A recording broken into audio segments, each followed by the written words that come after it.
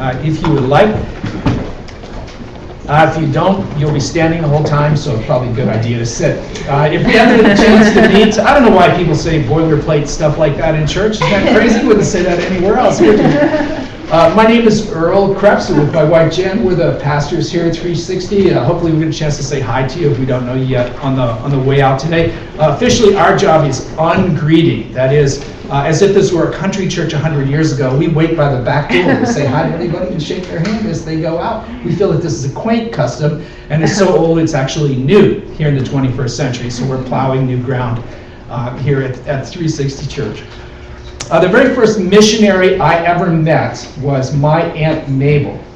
She gave up the only man she ever loved to remain a single woman her entire life so that she could be a proclaimer, a preacher of the good news about Jesus, starting in the 1930s, which pretty soon will be 100 years ago. Now, this was a time when opportunities for women were, well, let's just call them zero. There really wasn't much you could do. And so she faced that uphill battle in addition to everything else. Staying single was very rare in those days, but she did it anyway because she just felt like the Lord had put something special inside her to give her the ability to do this with people around the world. And so she began to travel to places that I never heard of. And she was very close to my mom. In fact, kind of raised my mom, who was the youngest of 12 children. And whenever she came to visit, I dreaded it because I was an elementary age boy, and she always wanted to kiss me, when she saw me, and I was like 8, and that's not cool, man. And when she'd get up close to you, I always felt like she had a beard. It totally creeped me out. But she always came back to our house in between her trips because she didn't really have a big old house of her own, and she would visit with us. And the two things that stood out to me about her return visits from this strange, exotic place where she lived the rest of the time, which was called the mission field. And as a kid, I thought it was like a field, like a farmer's field that she went and worked and did things there and would come back. And I recall two things about her returns. One was illness. It seemed that this mission field place was filled with germs because every time she came home, she had some dreadful, usually tropical disease with some long, multiple syllable name that as a child I couldn't pronounce, and she would be deathly sick, and they would carry her off the plane in a stretcher and bring her to the house and put her upstairs in a bedroom that we kicked my sister out when my aunt showed up, and we would shuttle trays of food up and back, and on the back she would stay up there, I think because these germs were pretty contagious for a while. And when finally she became non-contagious and had enough to eat, she would come back out and begin to resume her normal life. So we were sort of the hospital in between her visits to this field place. And the other thing I remember about her is that she would bring us gifts from exotic locations. The very first time I ever touched a set of chopsticks, she had brought them for us from a strange place far off in the ocean called Taiwan. And then on another trip, my favorite, she brought my brother Tim and me both huge switchblade knives, manufactured in an exotic location known as India. Gave them to us. My mother immediately confiscated them because they were hugely dangerous and shouldn't be in the hands of boys of any kind, let alone an 8-year-old. Now, none of that sounds like very much, except when you're in about the 2nd grade and you're living on my home planet, there was no internet, there was no international media. Not only did you not know anyone from another country, you had never met anyone who had been to another country. That's how small the world was. And so when your aunt shows up with a switchblade knife from India to an 8-year-old, it's like getting a lightsaber or something. It's so wild and out of the envelope of your experience and totally, completely thrilling. And so from my aunt's life, I drew the conclusion that missionaries were sort of the church world parallel to astronauts.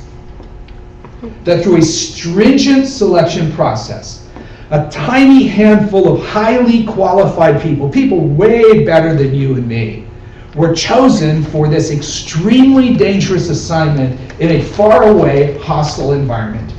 They were trained extensively to survive in that environment and taught exotic skills like new languages, and then propelled at huge expense to this hostile environment where they would do things that seemed to me like extravehicular spacewalks and driving a moon vehicle on the surface of that celestial body and other kinds of things that qualified them as of a heroic status, that it seemed that they were another race of human beings. And I think today it's fair to say that in a lot of Christian circles, that is still kind of how we see mission. It's an astronaut model. It's something that a highly trained, highly qualified, stringently selected group of people is sent to do somewhere else. And what I decided to do was to work in the ground crew, sort of like a subcontractor for NASA. I would work really hard and give and pay to make sure that the astronauts could all get to where they need to go with spacesuits and rocket ships and all the stuff they need to do their job. But as for me, I'm not going to live in a metal cylinder for 6 months. I'm not going to eat breakfast out of a toothpaste tube. I'm not going to take a shower upside down. And I'm not going to use the bathroom in ways that I don't really want to know. I'm not going to have any of that stuff. That's for the astronauts, man. I'm down here, with Houston and the Jet Propulsion Laboratory, the people that make kind of all of that possible. And so mission is this elite group of people who go somewhere else. This month we're talking about that idea all month long. Our theme is good to go. We're talking about the question of mission, answering the question, what are we here for?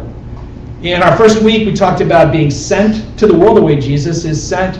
The second week we talked about going in response to the Holy Spirit. And today our theme is the dangers of being lost in translation.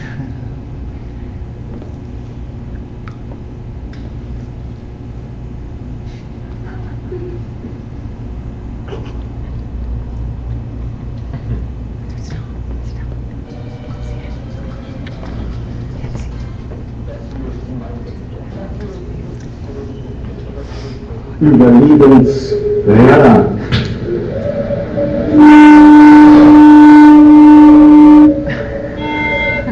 Mayday, mayday. Hello, can you hear us?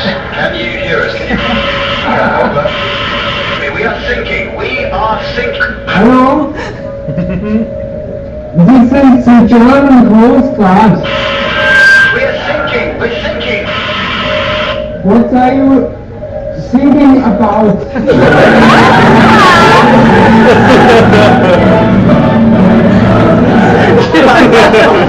Hey, what can I tell you? It's a classic. It's a classic. I had to do it. We're going to launch our conversation today out of the 4th chapter of Paul's letter to the Christians at the city of Colossae, which was a small place in southwestern Turkey. He wrote to them in the 50s, not the 1950s, the real 50s. And from his cell, he drafts this letter to a group of people who he's never met, a city he's probably never been to because the thing was founded by someone else. We think a man named Epaphras probably heard Paul share the good news in the larger city of Ephesus and then went and started the church at Colossae. In other words, like 360 Church, it was a startup. And so he's writing to a startup that he's never been to. What do you say to people about their issues when you don't know them, you've never been there, and you probably never will? Well, you go to the things that are transportable across cultures because those are the only things that are going to matter to people in a situation that you've never really visited. And so he talks to them about the supremacy of Jesus because there's a lot of false teaching circulating in the city. You know, all false teaching has one thing in common. All of it makes the claim that Jesus is not enough. Wow. Yes, amen. All of it. That's You can right. put it all in Right. that bowl. That's right. And so Paul writes back and says, no, he's not. Yeah. So that's the first half. And then he addresses how they live and tells them, essentially, if you live in love, you're going to do just fine. And he puts those two things together. And then as he turns the corner into the last lap of the letter, he addresses how they're going to share this good news that Epaphras heard from him and brought back to Colossae. They heard from Epaphras. How are you going to share that to the people that weren't with Epaphras when he was in whatever meeting he visited at Ephesus at during Paul's stay there? And so in Colossians chapter 4, you drop into verse 2, and he starts talking about this from the context of his own life. How do you keep this good news from being lost in translation? Don't be the German Coast Guard, is the message. Verse 2 says this: continue steadfastly in prayer, being watchful in it with thanksgiving. At the same time, pray also for us, that means he and his team, that God may open to us a door for the word, which could mean a jailhouse door, since I'm in prison, to declare the mystery of Christ, on account of which I am in prison, that I may make it clear, which is how I ought to speak. Now, this is what you could call the public witness aspect of sharing the good news. And Paul begins his instruction wisely starting from his own context, which is locked up. And in this public aspect, what he's saying is, here's what we need. We need to pray so that doors of opportunity open, that I have a chance to give what amount to public speeches about Jesus in synagogues, in the marketplace, in the various arenas around the Roman Empire where that kind of thing was done, which were pretty common, that in that oratory was regarded by the Romans and the Greeks as an art form, and Paul being a public lecturer, he would have opportunities to do that. The book of Acts is filled with all of those. So what he's saying is, pray for more of that stuff. Pray that I'll be able to have opportunities to stand up and speak, and that when I do, I will declare this good news with clarity as I ought to speak. So in a public setting, the kind of setting that sends you to prison, the keys are declaration, and the goal is clarity. I'm going to make the message clear by declaring it to you when God opens the opportunity up through prayer. And so this is how the good news arrived in Colossae to begin with. Somewhere an opportunity was opened up, the Epaphras shared it, people believed, and a Christian congregation was formed in that city. He goes on, though, to talk about a different frequency or channel, if you will, in verse 5. Now he's talking to them on what we call the personal level. He says, walk in wisdom towards outsiders. In the New Testament, that means people who are not Christians, or maybe even people who are part of the Christian community but aren't in the circle of right teaching. They're into some kind of teaching that's in error. He's probably speaking to both groups. He says, making the best use of the time, let your speech always be gracious, seasoned with salt, so that you may know how you ought to answer each person. Now, the public arena operates in one way. It's open doors, declaration, clarity is the point. Get the message across, get the content out there. The personal arena operates in another way. It's not a speech, it's a walk. You walk with people in wisdom. When you speak graciously, seasoned with salt, like a great big heap of natural cut French fries.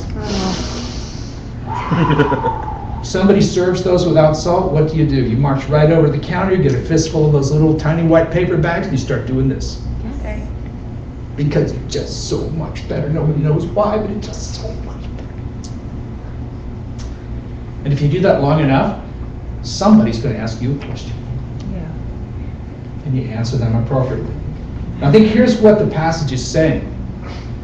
The way we lose the good news in translation is when we mix up the public approach with the personal approach. Mm-hmm. Yeah. See, we need the public side. Christianity is a public religion. Jesus died in public outside of the walls of Jerusalem. This church has a Sunday morning because we believe that the gospel, the good news, is an embarrassingly public message, and that you just have to risk it by saying things like Jesus died for the sins of the world, that he's the only path to eternal life and salvation through faith in him. These kinds of things that the world can hear and go, which, I totally get that. It just all sounds crazy. No wonder Paul himself refers to this as the foolishness of the message preached. I mean, have you ever thought about if you're a Christian, what you believe? My goodness, how did you come to that? How did this happen to me? It's that kind of thing. And so what the public does, the public side of things makes sure that you're taking a chance. It makes sure that you're rolling the dice on really saying it right out loud so there's no doubt. And when you do that, it's declaration and clarity is the point. And God opens the doors for those things. That's the astronaut side. But if you go walking around among your friends in a spacesuit, you're just really not going to get very far with them. And often what happens is this public side is used on the personal side and disaster results. How do the people that you know respond when you approach them about issues of faith using declaration as your method? Well, brother, I've got to tell you that Jesus died for your sins and you're going to hell, you child of perdition, you're doomed sinner. You've got to cry out, fall down on your knees, drop that Pepsi-Cola. You know? That's what people hear when the two get confused. We were walking through the campus the other day, and how many of you have ever been handed a flyer on the Cal campus? Anybody? Yeah. Flyers are where recycling comes from. This is where that and first-class mail. Those are the two sources that God has invented to create recycling, of which we're great fans here at this church. We recycle and use recyclable everything every time we get a chance. So we're walking through, and flyers. We're not handed too much. And often what we notice is we personally are very seldom handed flyers because there's a sort of age chart of who's eligible for what, and we kind of pass the lid. You know, we're like milk that's over its expiration date, so we don't handed a lot of flyers. The other thing that we notice on the Cal campus is evangelists from Christian groups virtually never approach us. I think they figure we're somebody's grandparents, you know? Or we're criminals on the run or something like that, or maybe we're just too old to go to heaven. I don't know what it is. But one day as we were walking across the campus, we were kind of separated there for a second. I can't remember why, and an evangelist approaches Janet to get her saved. I guess seeing her, she felt like, obviously this woman needs to become a Christian. Saw something there. We don't know what it was. Walks up to her and begins chatting with her in that sort of, we don't really know each other, but if I talk for a while, maybe we'll talk about something else way. And the weather or whatever isn't beautiful out here, you know, et cetera, go Bears, all that kind of stuff. And then immediately goes into, do you know Jesus? And Jan said, yes I do, and talked about the church, and you know that we were part of the ministry here, and we actually even knew other people in the city who knew Jesus as their Lord and Savior. That's the kind of commercial, kind of a commercial for a faith that comes at you out of the TV or out of the internet in a way. You know, later on you can go home and say, boy, do I really know Jesus? Maybe God sent that person to wake me up, and I'm in sin and in trouble and so forth. And so on, but as Jen leaves this encounter, what she's struck by is the fact that it goes right from nice weather to, are you going to heaven? See, that is a public model being used on the personal level. Is there anything wrong with that? You know, if the Holy Spirit leads you to do that, then talk to people the way you feel like the Holy Spirit's leading you. But most of the time, that's sort of a way of saying we're only going to be together here for about 90 seconds, and so I've got to get the content of the message in your head, and if I get the content of the message in your head, we might break through your rebel heart and your resistance, you recalcitrant sinner, child of perdition, son of Satan, and you will fall down and cry out and, you know, that you need to get saved. Now, is the content of that message off? No, it's exactly right. Is it clear? Yes. Is it a declaration? Yes. Is that very likely to be fruit-bearing in that environment? No. Because it's a one-to-one, it's a personal environment using a public method. Think of it this way. You know what happens in 60 seconds on the internet? 640 terabytes of information circle the earth. Amazon sells $83,000 worth of stuff.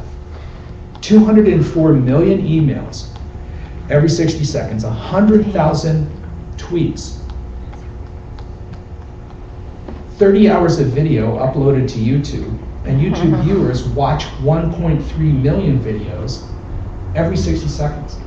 In a few years, that 60 seconds will see the circulation of 5 years of video every minute.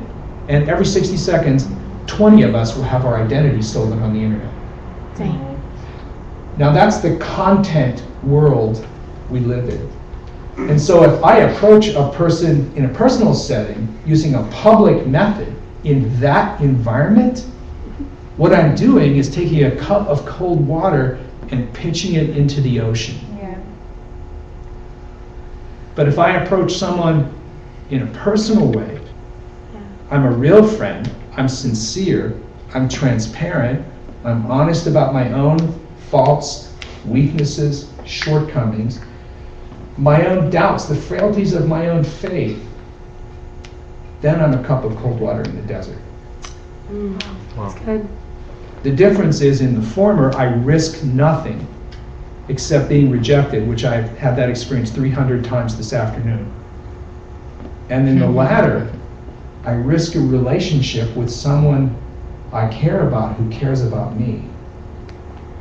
In other words, I've got my chips out on the table.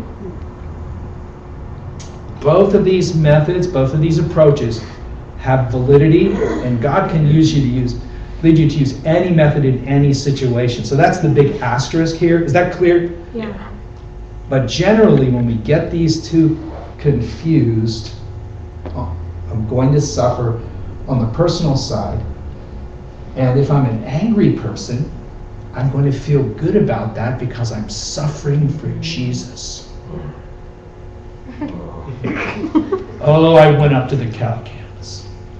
I told those reprobates about eternal life, and they turned me down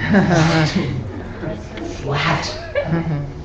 I think we should have a prayer meeting tonight, and we're going to call down fire and brimstone on those students, especially those engineering majors. Just burn them to the ground. Well, Paul takes this issue by the lapels, and he says, look, here's how it needs to work. You walk with people in wisdom. That means wait for appropriate opportunities to share with people. As you're walking in that wisdom, they're getting a chance to observe you, to see if your life is credible. Because if our lives aren't credible, then really what is our message? Hey, you can become a Christian and have a not credible life too. What do you say? Come on, you know? I'm a hypocrite. You can just join me. We can all just not live for God together. What do you say? Jump in. So I'm walking with you. And now we're up close enough together. I'm trying to be wise. You can see my faults. You can see my failings. You can ask me questions that I don't have answers for. What about the Pleistocene era? A plastic or something? I don't even know what that is. You begin to see the cracks in my armor. You're with me on the days when I didn't have time to shower on the way to class. Woo! Where I'm tired. I've been up on 5-hour energy drinks for 50 hours. You know how many bottles that is? And I live across my dorm room window. I'm dragged out. I'm beaten down. You might hear me say something. I'd rather really have back. I wish I hadn't said that in front of you. Oh, man, because I've got to keep myself so totally together, or you're never going to come to faith in Jesus. Well, if that's what we're depending on, we're not going to see very many people who really see that Jesus is credible. Wow. But if I'm walking in wisdom with somebody and they get a chance to see my faults and failings, and that's sort of not the end of the world, you know, that I'm still a person of integrity, I'm still a person of faith, I'm just an imperfect person of faith. Do you hear that? Yeah. That's an imperfect. It's not our perfection that wins people over, it's our integrity. Amen. It's being whole people, it's being real people, it's being just like people, it's being just like everybody around us. Yeah. Jesus came as one of us. And so we go into the world just as we are. We're walking with people, and then we have opportunity to speak. And Paul's saying, when you do have a chance to share with someone, just make sure that it's got salt on it. The vibe of it is just everything. To be winsome, to be persuasive, not superficial and charming, you know, not glib, not a sophist, but to be someone who can express things in a way that's kind, in a way that's understanding, in a way that's also clear, you know, it makes a difference in how you express things. You know, when you talk to someone in conversation, there's some research that shows that the optimal amount of time to speak to someone is about 30 seconds.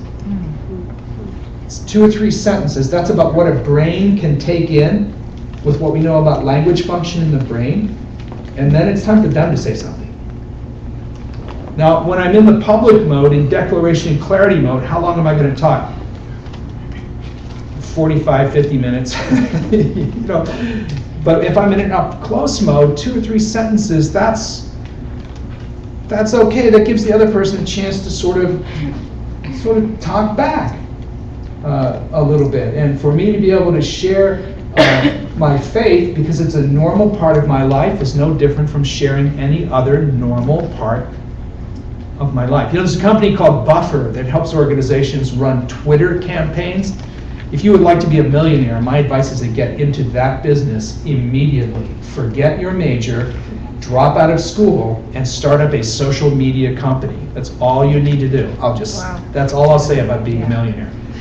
This company, Buffer, operates this, and you know, everybody's 14 years old, and you know, these companies are, and they consult with all of these, you know, middle-aged executives and people that don't know anything about media and so forth, and they are obsessive about the words that go into a tweet, because you only get 140 characters. You have to just be, it's like haiku or something, you know, it's a Shakespearean sonnet, except smaller, and you have to have, the form has to be exactly right, and so the average customer wants to know, what should the message be?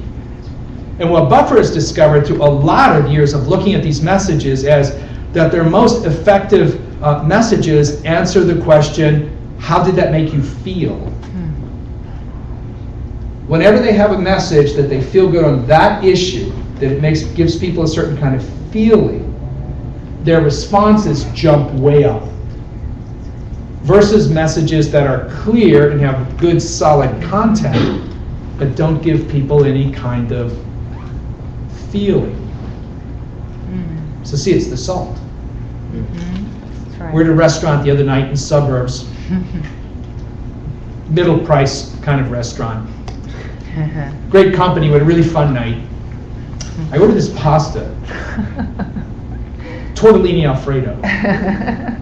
Came in a bowl. And they gave it to me, and I started eating it, and I'm thinking to myself, what do I taste here? Now what it said on the menu was, it was a lovely al dente pasta with 3 cheeses. I think it was ricotta, Parmesan, and I don't know what, you know, brie, something like that, something fancy in there, and you mix them all together, and it was going to be this lovely Alfredo sauce with fresh basil or parsley, and it would be delicious. I love tortellini, so I'm excited for this. I'm looking forward to eating it. So I ordered the large size too. I'm so excited. And I started to eat this, and I think, what do I taste? I taste fat. I taste starch.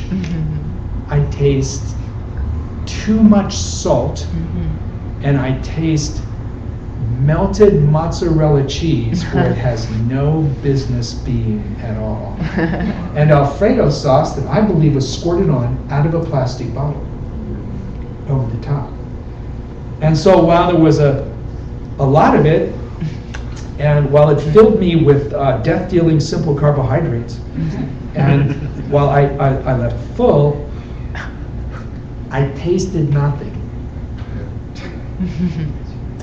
On the personal level, it's how it tastes. It's the vibe.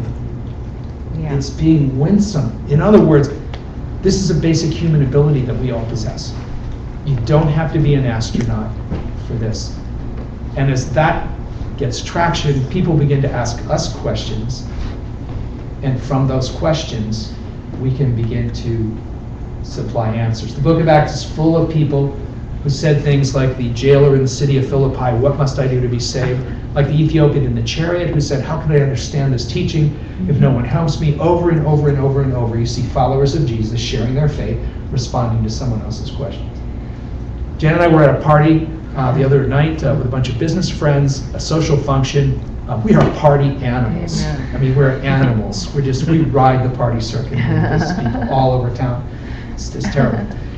And we're standing there with our sparkling water, and talking, and a person from the business community comes walking up to us, and we have our 360 church badges on at the party. We wear these everywhere, these magnetic badges. And of course, when people see this, they say, well, what's a 360 church? What do you guys do? And I say, well, we're pastors at a church in downtown Berkeley. And as soon as they hear the P word, they get the fear, the blood drains out of their face. It's like saying, hi, I'm the local voodoo witch doctor. Good to meet you. Stick a needle in your eye later, stuff like that. It's funny, these very educated, urbane, very self-styled, cosmopolitan people, as soon as you say something that's outside one of their categories, they freeze up just a little bit, but then they relax. We're used to talking people in off the ledge on that issue, and she got over the hump really fast. She was like right there, chatted with us a little bit. What kind of church it is, and then I hear her say to Janet, "So how did you become a Christian?" I thought, that's not in the playbook. This is supposed to be a lot harder than that. You're supposed to be mad. You're supposed to ask me, what about this? What about that? What about Mitt Romney? What about drones? What about, I don't know, I've never shot a drone at anybody. It's supposed to be awkward. And, what about, and it was just, so how did you become a Christian? And and Jan gets, I've got to say, it was about 40 minutes to just share everything that Jesus had ever done. Wow. The time our tire blew out and an angel came and changed it. I mean, everything that Jesus had ever done for us. And I stepped back from that and thought, what did she do? She walked with this woman a little while. My wife is extremely charming in social situations. Please. She's salt. Yeah. She's quite the girl. And when the woman opened up and asked, she just talked about Jesus because he's a normal part of her life. Normal, like the car, like where we live, like me, like your shoes. Just a normal part of life. What I loved watching Jan do this was she didn't try to be an astronaut. She was just a person. And if you're just a person, you can do this. You can do this. Would you stand with me, please, for just a moment? We're going to invite our band to come back and lead us in worship. Let's just open our hearts up to let the Lord speak to us and empower us. And this morning, as we worship this last time, just before we close, if you'd like to have somebody pray with you today about maybe a need in your life, or just that the Lord would use you in this way more than currently is happening, I think that's probably something we could all relate to. We're going to have some prayer team members here to your left and your right, kind of out where the communion tables were, and they'll meet you and pray with you in a really appropriate way that you'll be comfortable with, and God will help you. God will help you out of that. So come as we sing, lift up the Lord's name.